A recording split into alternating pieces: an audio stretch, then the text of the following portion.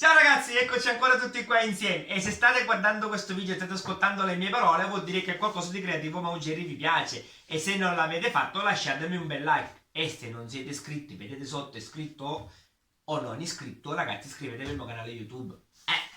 Vi faccio vedere la prossima creazione, eccola qua. Ragazzi, se mi avete lasciato il like, grazie.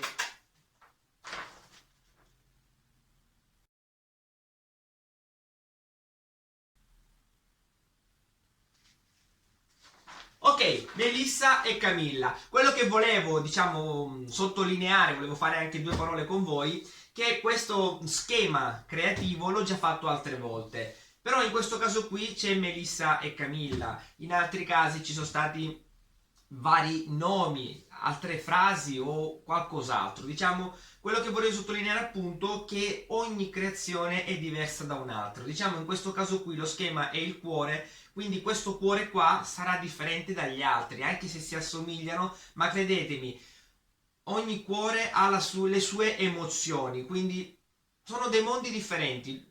Diciamo tra di loro sono tutti differenti, anche se effettivamente si assomigliano come schema. E poi ragazzi, quello che ho già detto in passato e che comunque lo dico ancora adesso, è che comunque noi piccoli artisti, qualsiasi cosa facciamo, se veramente riusciamo a mettere della passione all'interno delle nostre creazioni, è qualcosa di unico e quindi quello che creo, quello che creiamo noi piccoli artisti sono delle opere d'arte che comunque non puoi criticare. Ok ragazzi, sono qualcosa di unico sempre da quello che viene fuori da un piccolo artista perché riesce veramente a mettere la passione in quello che fa. Quindi non c'è mai quello più o meno bello, saranno sempre delle opere d'arte. Quindi se voi siete ancora qui con me, avete ancora voglia di vedere dall'inizio appunto alla fine come io creo, come io adopero la mia ape dei trafori, ragazzi state qui con me che vi farò vedere come vi faccio qui vedere come levigo l'asse di legno dove andrò a fare il cuore, andrò a tagliare il cuore. Ah, dimenticavo, i cuori questi che vedete qua saranno colorati di rosa con la resina epossidica, con i glitter d'argento. Glitter. Ok, quindi questa sarà la base di legno dove andrò a creare. Quindi ragazzi, se ne avete voglia, state qui con me che ci vedremo per tutti gli altri step. A dopo! Ok ragazzi, l'asse di legno eccola qua ed è pronta. Allora, in questo caso qui, come diciamo quasi in tutti i miei video, non faccio vedere proprio come utilizzo la fresatrice, scusatemi, la levigatrice, perché comunque già è ben piallata e ben pulita, però mi capita di doverlo fare e quindi diciamo l'ho mostrato in passato, però chi vede, che ha visto comunque tutti i miei video, sa quello che faccio. Allora ragazzi, vi ricordo sempre che per levigare, quando c'è qualche imperfezione, quindi non vi piace l'asse di legno, io vado a levigare, come vi ho detto, con la levigatrice orbitale con la grana da 220 e vi ricordo sempre che per levigare qualsiasi grana voi utilizziate bisogna sempre andare dalla parte della venatura del legno, quindi in questo senso qua. Ok amici? Ve lo faccio vedere un po' più da vicino. E quindi adesso che è levigata andremo per l'altro step. L'altro step è quello di grattare con un poco di carta, diciamo, abrasiva, sempre da 220, questa qui,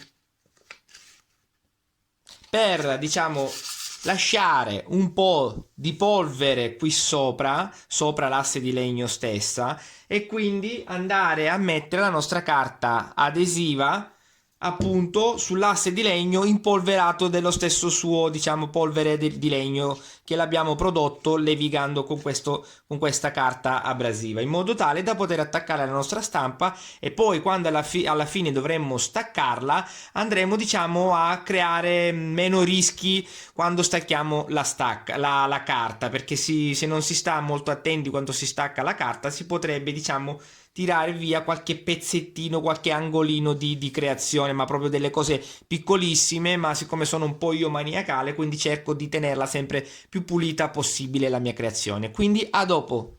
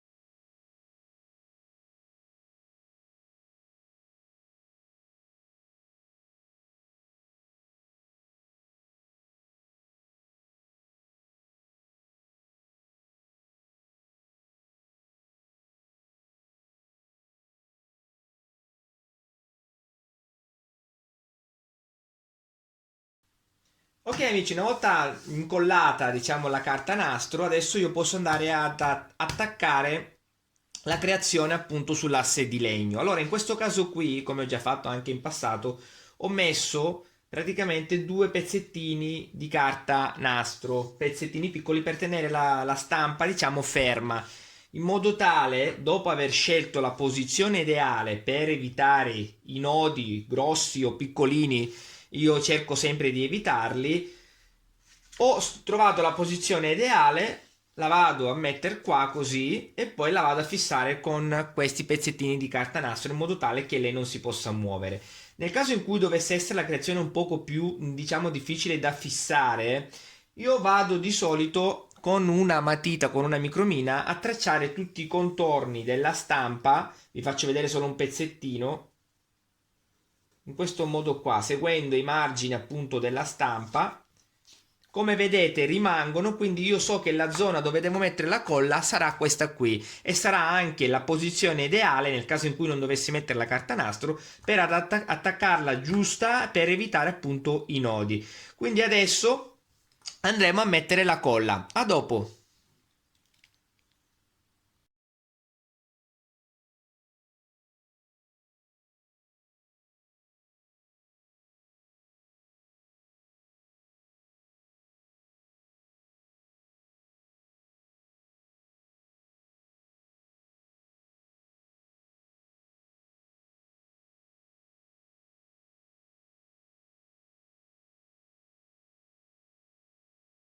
Ok amici, una volta incollata la stampa sull'asse di legno, quindi sulla carta nastro e quindi sull'asse di legno, io vado a segnare tutti i cosiddetti tagli interni, come vedete qua all'interno della E, della A e così via, in tutte le parti dove diciamo sono costretto a fare il forellino per far diciamo passare all'interno la lama e quindi tagliare la zona interna, quindi i cosiddetti tagli interni. Allora io li ho segnati tutti, dovrebbero essere circa quasi una quarantina di tagli interni.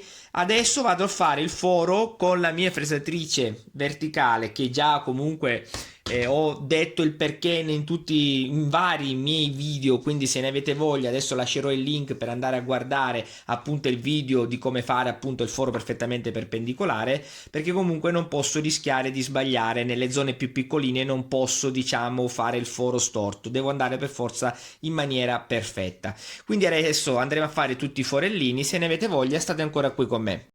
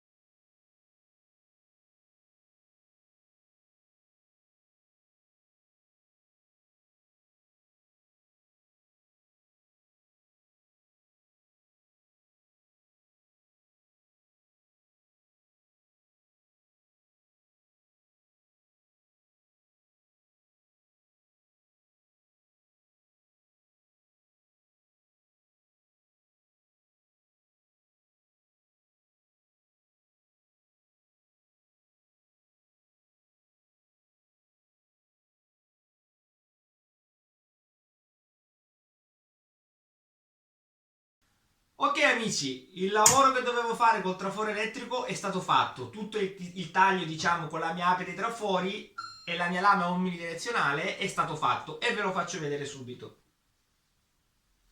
Eccolo qua.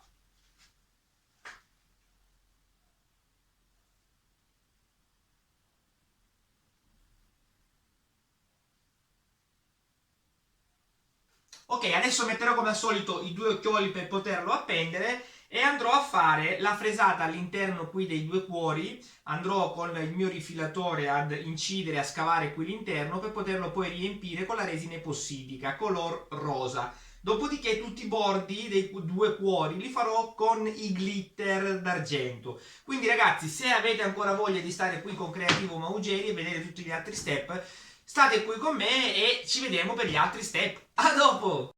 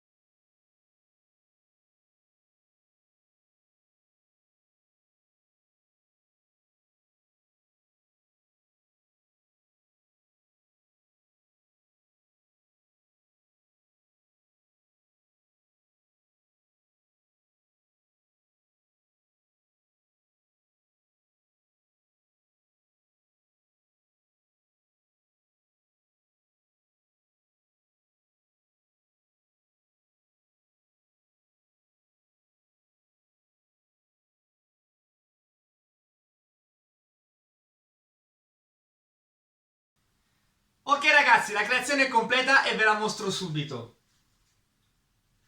Eccola qua, ve la mostro più da vicino.